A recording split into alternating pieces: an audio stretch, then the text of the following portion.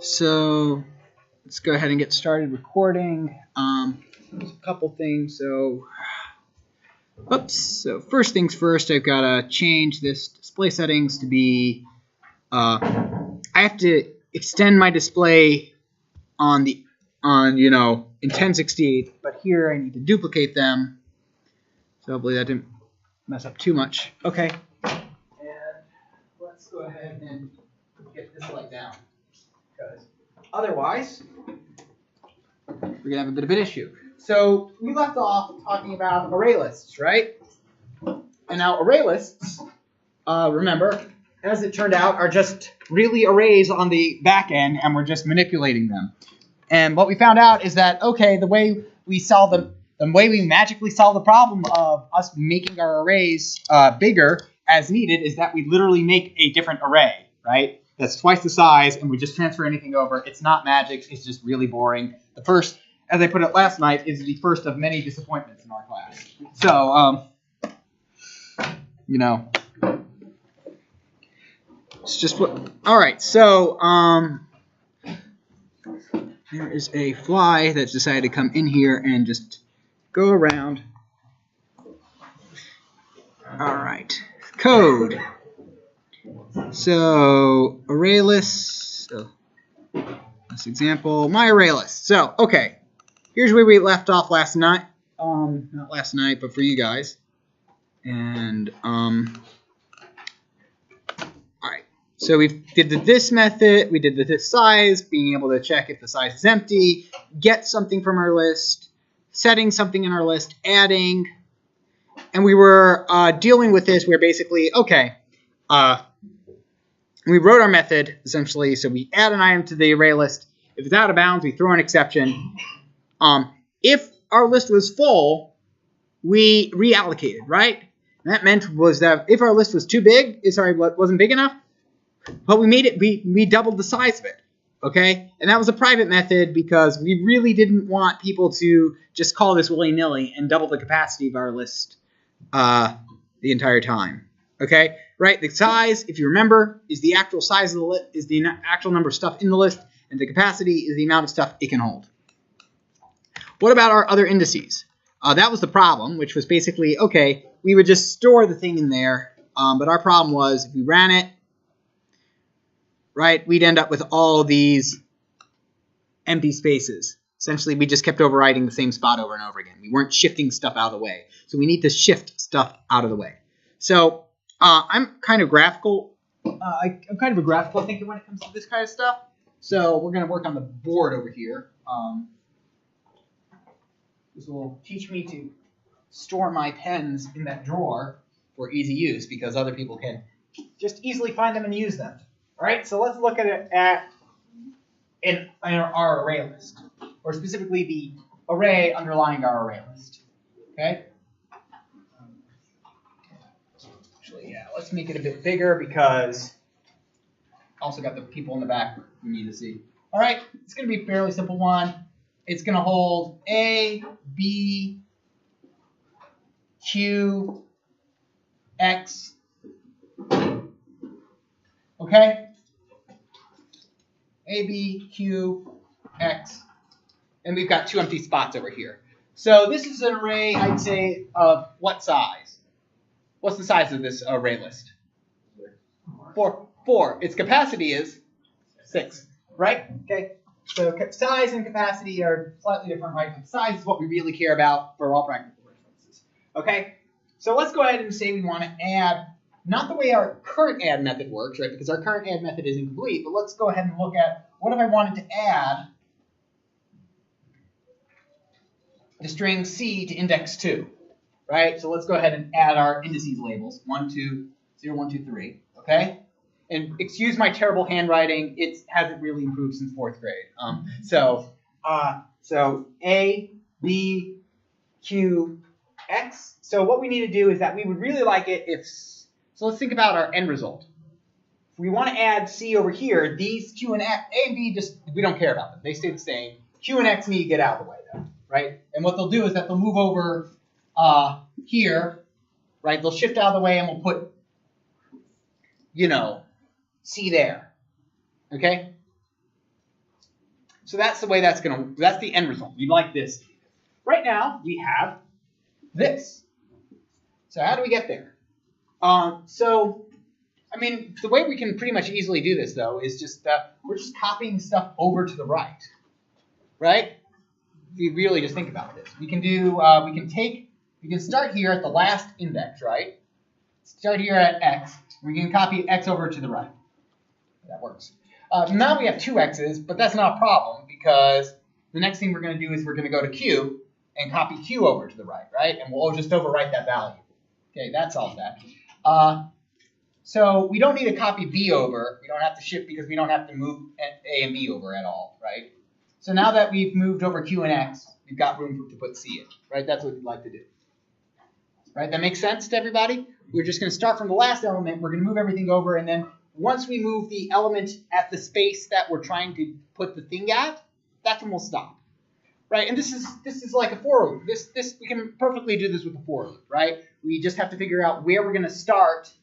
Okay, where we're going to stop, after what point are we going to stop, and what direction are we going, okay? And then we got to figure out, okay, at each spot, what am I doing, right? So when you think about a for loop, when you know you have to do something with a for loop, think about what each part of that for loop represents, okay? So writing this for loop, and I admit, writing this for loop at basically your experience level would have been pretty intimidating for me, but it's not.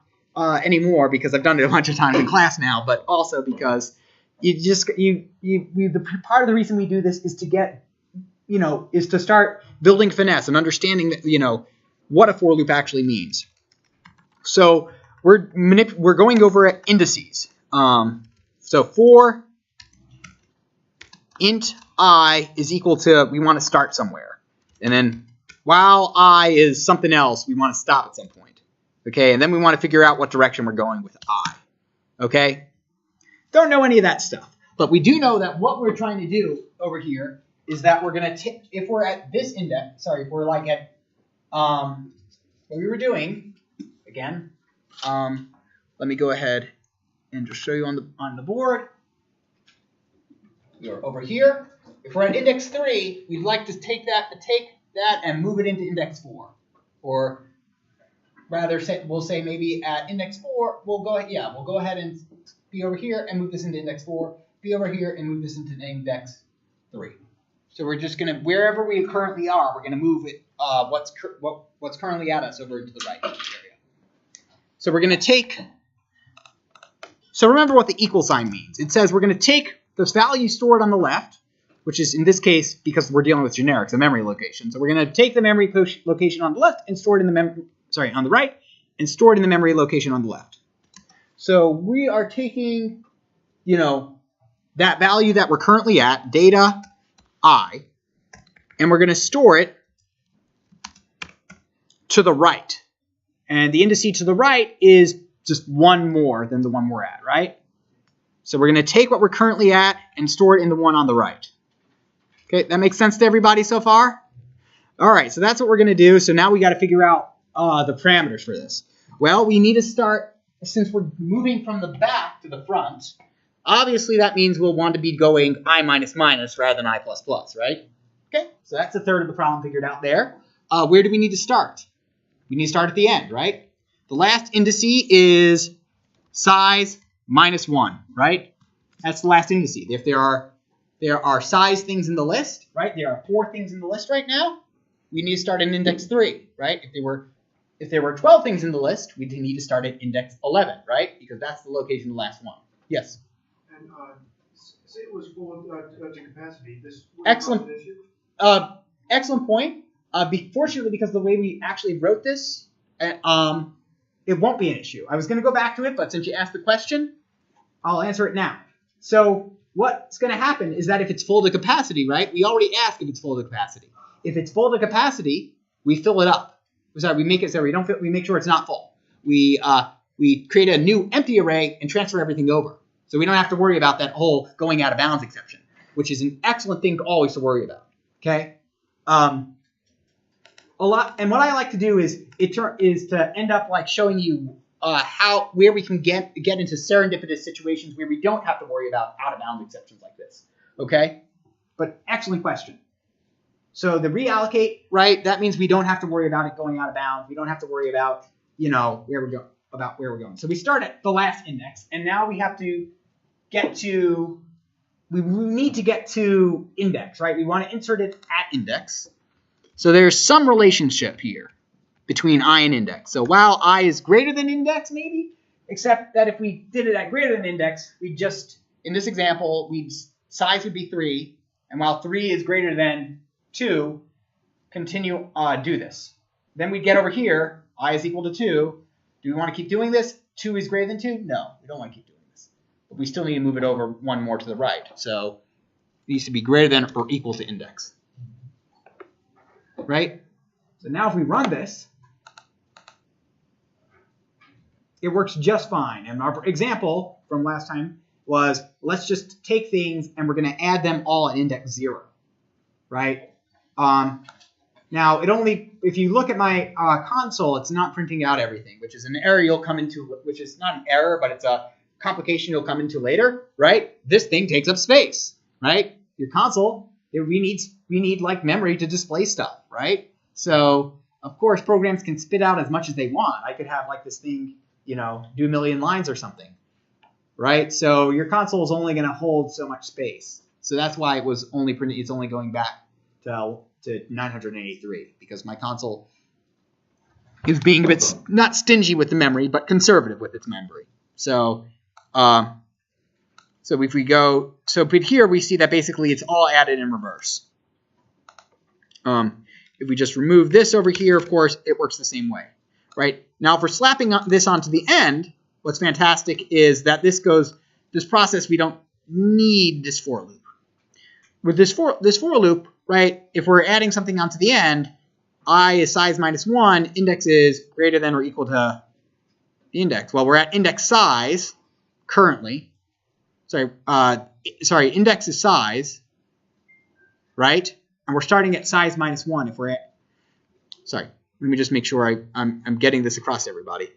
So if we're adding at the very end, we're adding at index size. When we start moving stuff over, we start at size minus 1. Is size minus 1 bigger than size? It is not, so we skip the for loop if we're adding on to the very end. So that's useful. Okay, so we've got hooray, we've got an addition function. That's really nice. We now can add stuff to the list. All right. Of course, now that we've got an add, we should probably work on a remove. Okay. Well, the first thing we want to do is remove. Remember, it has this return e value here, which means whatever the type stored in this array list is, we'd like to hand it back to the user. Okay. So we're going to hand that back to the user. So let's go ahead and store that. Let's just go ahead and like create that so we don't forget about it. Okay, so let's do a couple things so we don't forget about it, because last night I almost forgot about some of the stuff. So let's see, old value, or sorry, let's call it old item because we're going to call it, because you know that we're referring to these things as items. Old item is whatever, and then we're going to return old item. Right, and so it's going to tell me that it's possibly not been set, so I'll just set it to null for right now. So just remembering that that's a thing. And also the thing I might not want to forget if I'm removing stuff is maybe and this is what I forgot last night until I realized I forgot it, is that if we're removing something, we definitely want to tell the list that its size has gone down, right? Okay. Let's go ahead and now work on this. So they add and remove for the array lists, and as it turns out for the linked list, we'll all start with the very same thing which we've seen before, which is make sure the user isn't an idiot, right? So we're going to go ahead and make sure that, just to make sure we don't try to do anything so it's not our fault, right? We don't want the errors to be our fault. We're covering our butts. So let's go ahead and do that. So if the first thing we want to make sure is the index valid. So it's not valid, obviously, if it's less than 0. Not in Java. Okay, if it's less than 0, it's not valid. And in the add method, we had this index, or the index is greater than size. right? Because in the add method, you could add to index size, right? We could add to that empty spot over here. It's going to be super low resolution on this camera. Okay, we could add to this empty spot over here. We could add to index 5, right? But in this case, we can't remove index 5 because it doesn't exist, right? So instead, what we want to do is that if the index is greater than or equal to the size of the list, we can't remove that because that doesn't exist. Okay, and then we can throw whatever exception we want at the user, but probably something relevant like the array index out of bounds exception. Now, you're probably asking yourself, oh God, do I have to remember what this is on the exam? And, remember that it's 6 words. And the answer is no. If you just write throw new exception, even though that's not technically what you need. In fact, you'd have to actually add a bit more to the code to throw a new exception. I'll accept it. The entire idea here is that I just want you to know that in this case, you should throw an exception, right? If it's out of bounds, right? So, okay, so that's great. Well, if it's not in that index, then we know that basically that exists. That item exists, so we can go ahead and retrieve it. So data index, right? And we'll just go ahead and grab it. Okay. Now, mind you, I can't just do this. I can't just get that item, and then as much as I'd love to, I can't go.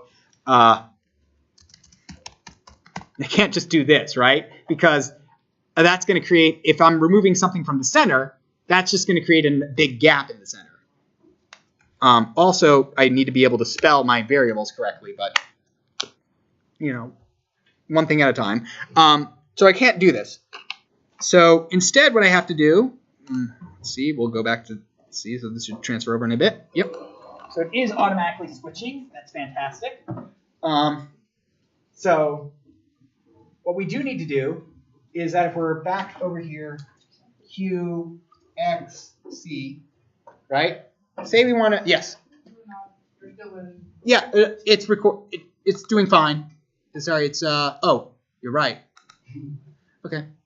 Thank you, you're right. Okay, totally right. Okay. Okay, so say we want to remove B. Okay? We want to remove what's in index 1. Say we have remove 1.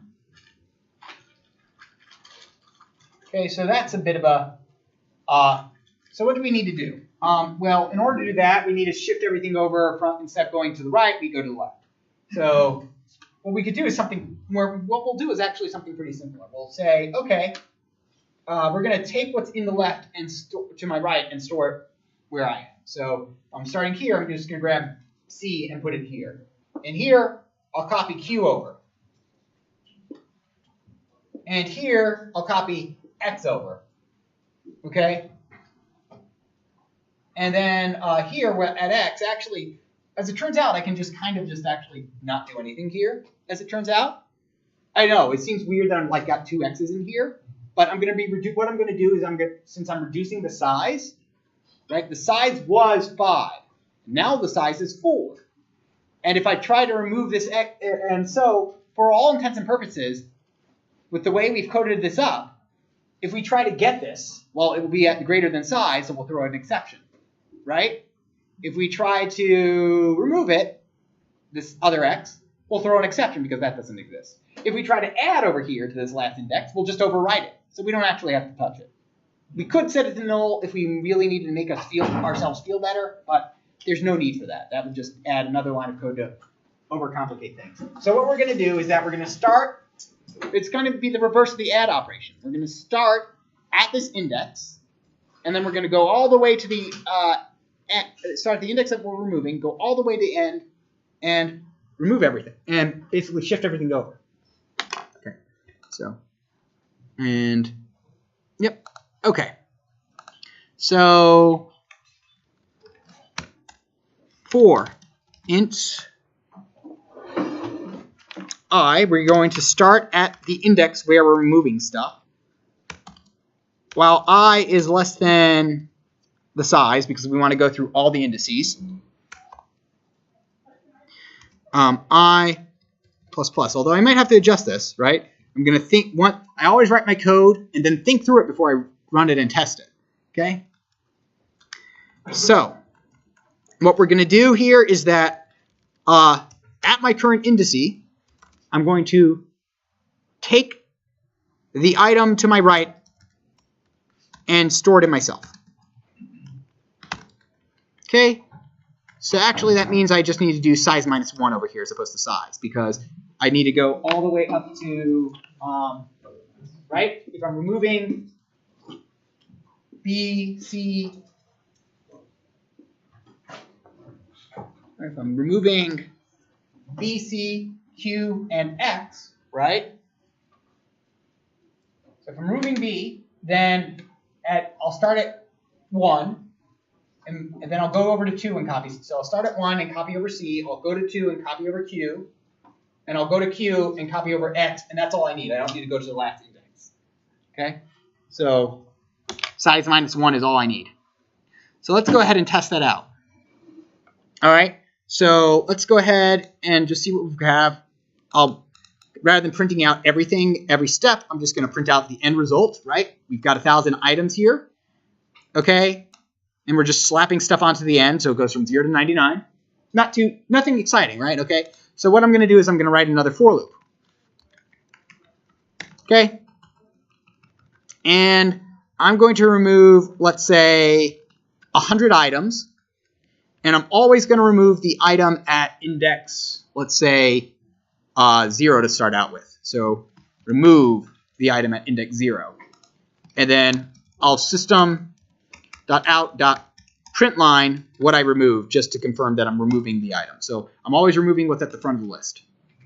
So I remove 0, 1, 2, 3, 4, 5 all the way here. And then we print out our list. And we see that we've removed the 100 items. And let's see at the very end, we don't have any nulls. We don't basically, so it's completely transparent to the user how this is working, right? It just, for all intents and purposes, seems like a really special, awesome, array that basically resizes itself. Let's make sure that works on other indices, though. Instead of that, I'm going to remove what's at index 100 instead. So it seems to work basically at any index. So we go from here. So let's see. So it skips from 99 to 200. So far, seems to be working for us, right? That's good. Okay, so remove works. It's nothing. There wasn't too much to do it. Remove often is just a lot of times the reverse of add. But I mean, that's like a tautology right there. So didn't say anything like groundbreaking that blew your mind or anything there. So let's go ahead and finish off the last ones. Contain, if it contains an item, okay? And index of. So actually, I'm gonna use I'm gonna program index of, and then I'll do contains in one line. Okay. Index of is fairly straightforward, right? Index of said if basically I'm gonna look for something in the array. Oh, sorry, in the array list, and if it exists, I'll return the first index if it exists at. I don't think that was an intricacy I went into yesterday. So suppose we got this array over here, and it actually does hold ACQXXQ. Okay, if I did index of Q, it will return 2, even though there's 2 Qs in here, right? It's going to return the index of the first one I find. If I remove this Q, right, or let's say I replace this Q with something else, L, ACLXXQ, and now I do the index of operation, it will return 5 because the first Q it finds is at index 5. So index of always returns the first one, the first instance, yeah, the first instance it finds. If I did, on the other hand, if I looked for B in this list, it would return -1 because it can't find anything. So if it gets the end, can't find it, and can't find it, oh well, just return -1. So now, that makes this pretty simple. We just do a for loop. So for int I is equal to 0. So your standard, let's go through everything for loop. I is less than size. I plus plus, so go through every single index. if, let's go ahead and just break it out into more statements unnecessarily, just so it's easy to read. So e item is equal to data at I, right? Sorry, e item, or let's see. Let's go with stored since I'm already using item. So the e stored item. Okay, if stored item dot equals the item we're looking for, right? If those two things are equal, and because they're objects, I know that they have the dot equals thing, right? If they were primitives, I couldn't use dot equals, but because I know that if it was a primitive, it'd be stored in a wrapper class, I can use the dot equals. If the stored item is equal to the item, then I return the index I'm currently at. Otherwise, I return -1. Okay, fairly simple. So that makes contains pretty easy because I can just simply ask for the index of the item. So int index of item, and I'm just being unnecessarily verbose with these just so to make them easier to read. So the index of the item is equal to index of, this index of item, right? And if index, so if the index of item equals, so if that's not equal to 0, right? If we get an index, if we get an index other than -1, right? That means the item is in the list. So we would return true. But again, if we could just return true or false, we could just simply return what gets evaluated by this. So I'm just going to say return if the index of this item is not equal to -1. If it's equal to -1, then it's going to return false, right? See, if it's -1, it's going to return false. And if it's and if it finds something else, it's going to return true, right? If it finds the item, we'll get we'll get a natural number for an indice, or positive. So that means that we'll be able to use it just fine. I'm not going to bother running them to test them. They're fairly straightforward. But that's how ArrayLists work underneath everything. So that was pretty successful half an hour right there. All right. So now to break the monotony slightly with a slight 5 seconds of terror, you have a quiz today. Okay, 1, 2, 3. Okay. Anyway, so you guys, fortunately, as you may hopefully have read, your quizzes are primarily participation based, which means that today you get 7 points out of 10, a passing grade just for showing up to class today. Okay, so how do you take your quiz? Well, hopefully you have one of these handheld computers with you or an actual, honest-to-God computer in front of you. So use either of those. Log into Canvas, okay? And if you don't have either, well, oh well, we'll make do somehow. Because there's a computer over here and a computer over here. So if you don't have a smartphone or laptop, anyway, log into Canvas, click on the quizzes. Go to our class, click on the quizzes tab, and there's a these quizzes will be posted periodically. So you'll kind of have a alert before class if you're clever, and you can check before class to see if there's a quiz present. There's a passcode. Today's passcode is this passcode over here. Yep. First. Yep. Okay. That's fine. But anyway, go ahead and log into it. Enter in the first 3 digits of pi. And yes, if you're watching this recording, I suppose you can do that, but we can check the dates. But again, we don't need. The point of this is that we're checking to make sure it's participation grade. And the nice thing is that this is auto graded. So take 5-10 minutes. I'll check in 5 minutes, see if people need more time, and I'm just going to walk around menacingly. So. And I suppose I can, start a new recording after this.